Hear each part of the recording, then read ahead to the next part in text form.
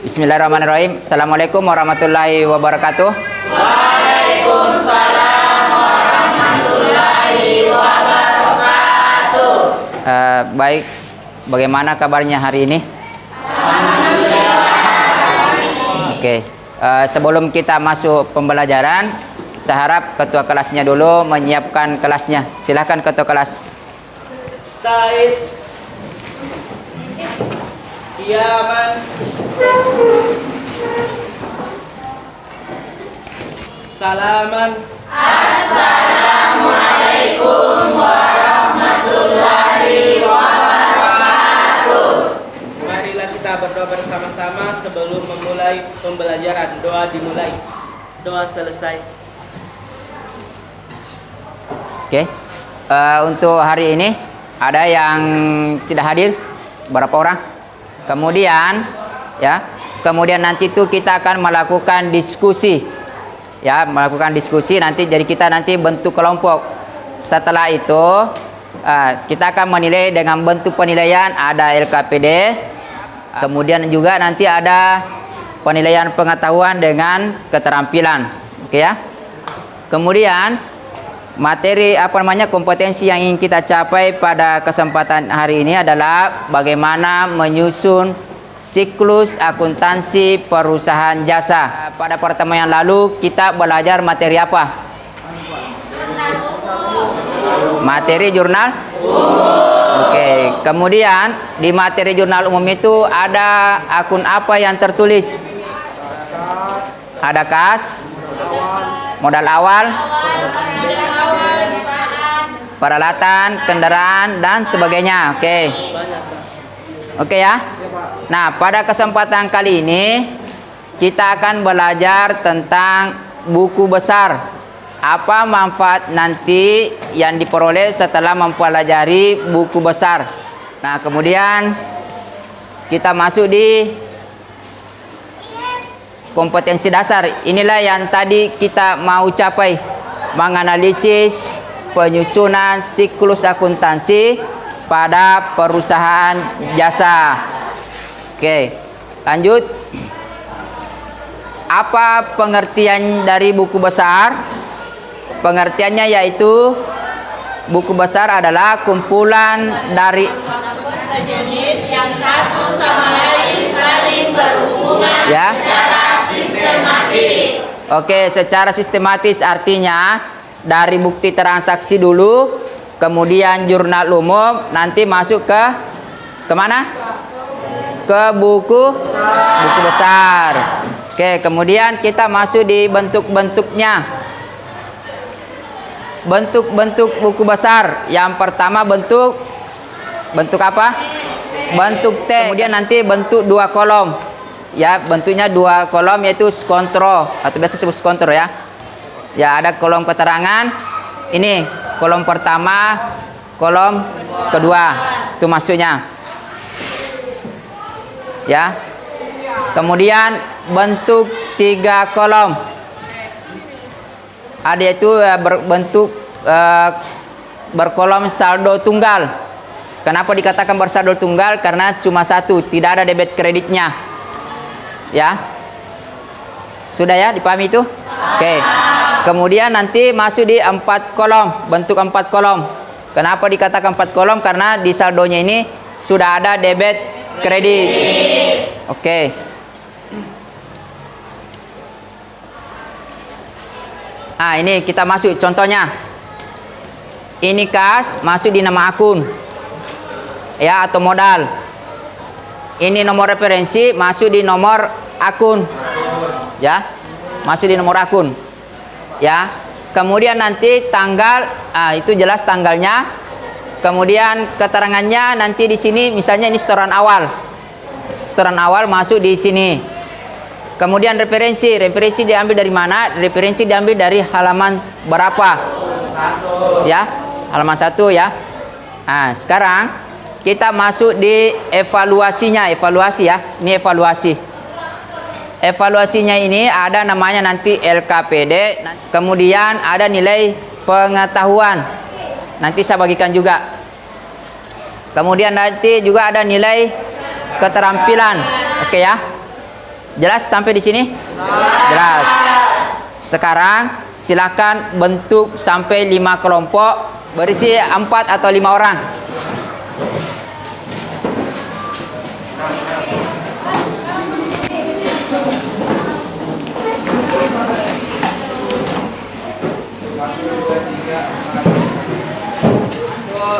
Dua, tiga, empat, lima. Oke.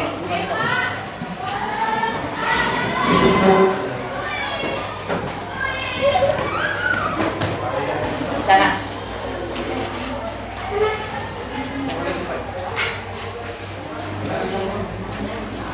Silakan lihat petunjuknya, ya. Petunjuk belajar. Silakan baca baik-baik secara cermat sebelum mengerjakan tugas. Ya, Pak. Pelajari materi siklus akuntansi perusahaan jasa, kemudian kerjakan dengan langkah-langkah sesuai petunjuk. Kerjakan dengan cara diskusi dengan teknik yang ditentukan oleh guru. Kemudian konsultasikan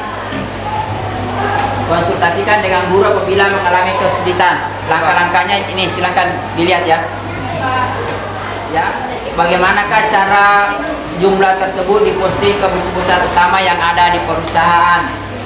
Kemudian di manakah posisi akhir saldo kas pada buku besar. Jadi nanti dibuatkan buku besar, nanti dilihat saldo akhirnya nanti itu di mana. Kemudian nomor 3, membuat buku besar kedua akun tersebut. Jadi di sini ada transaksi, kemudian di situ nanti ada akun yang mana kemudian itu dibuatkan buku besar. Kemudian nomor 4, ya ini juga bukunya.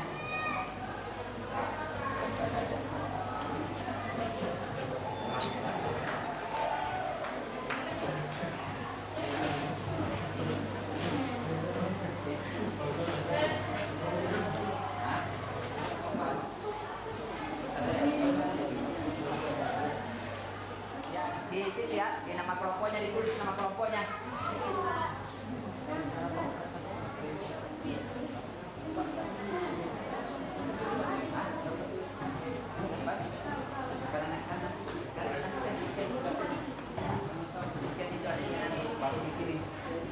Ya.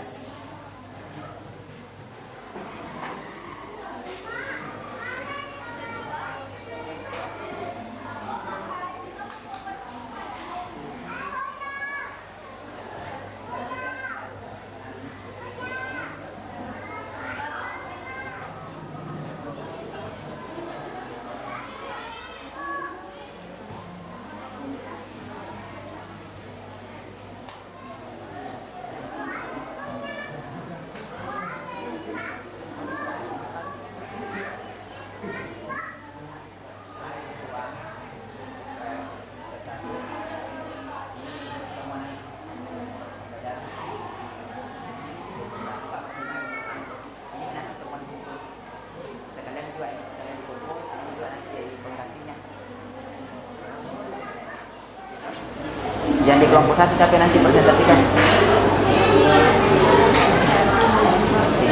Berarti kelompok 2 Abi. Kelompok 3 kelompok 4 saya presentasi.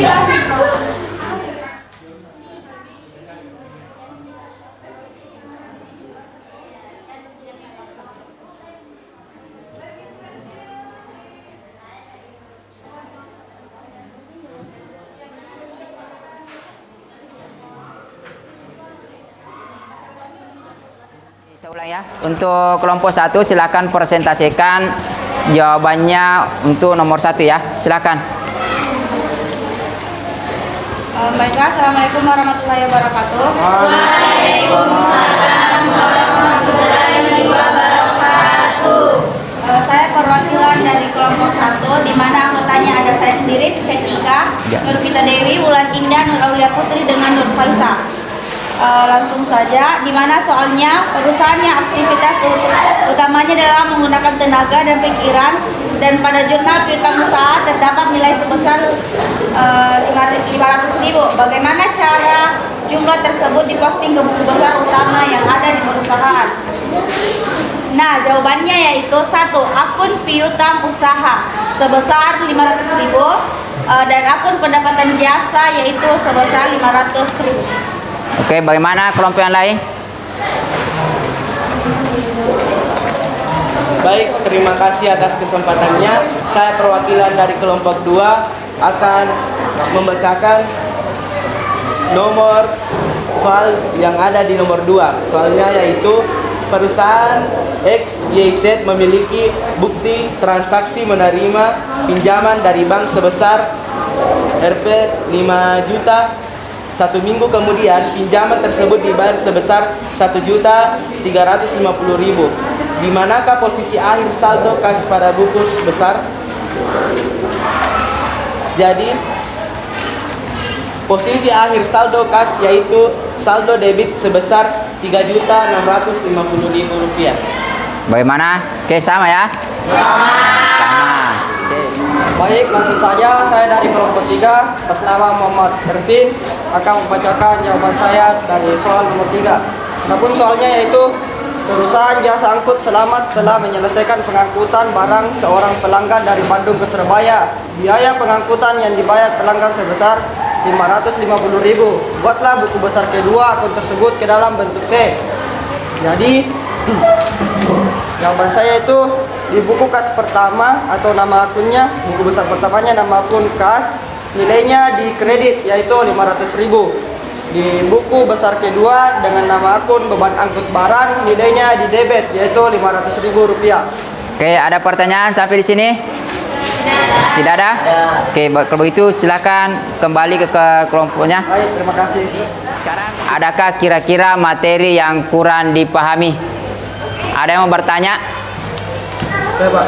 Ya, silakan Ervin. Silakan berdiri Ervin. Baik, langsung saja pertanyaan saya. Itu Pak, buku besarnya bisa gak hasilnya nol?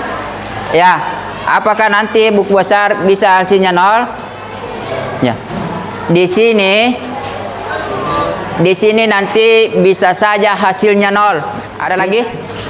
Silakan. Begini Pak, di dalam buku besar, misalnya kas itu hasilnya di kredit atau selalu di debit? Kalau kas itu tadi yang saya bilang, kalau kas itu, kalau kapan misalnya ini kas, kapan saldo akhirnya berada di kredit, ya saldo terakhir itu berada di kredit, maka dia itu ada kesalahan. Jadi kas itu selalu di debit, ya. Beban itu selalu di debit, pendapatan selalu di kredit. Kapan hasil terakhirnya misalnya pendapatan di debit, berarti salah, ya.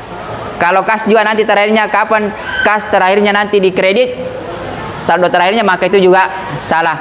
Mari kita menyimpulkan semua hasil pembelajaran pada hari ini. Ada yang bisa memberikan kesimpulan tentang materi hari ini? Oke, silakan Pak Ari, berdiri ya. Terima kasih atas kesempatan yang telah diberikan oleh Bapak. Jadi kesimpulan yang bisa saya berikan pada pertemuan hari ini yaitu ternyata buku besar bukan hanya 1, tapi terbagi menjadi 4. Oke, ada lagi yang memberikan kesimpulan? Ya, Pak. Oke, silakan.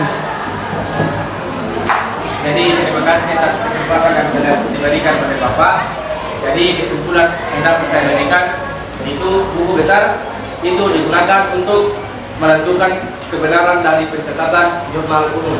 Ya, betul. Jadi untuk menentukan apakah jurnal umum itu sudah benar dalam penulisan nilainya atau penempatan nilainya, maka itu bisa diuji melalui buku besar. Jadi untuk pertemuan berikutnya adalah bagaimana cara mengisi buku besar secara keseluruhan.